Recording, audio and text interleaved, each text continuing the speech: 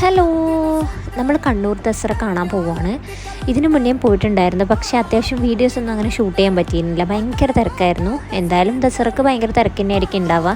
ഈ ഒരു 3-4 വർഷമായിട്ടുണ്ടാവില്ല ഇങ്ങനെ ഫേമസ് ആയിട്ട് മൊത്തം ഫുൾ അലങ്കരിച്ചിട്ടുള്ളത്. തോട്ടട മുതൽ കണ്ണൂർ ടൗൺ വരെ കംപ്ലീറ്റ് ലൈറ്റ്സ് ആണ് കേട്ടോ.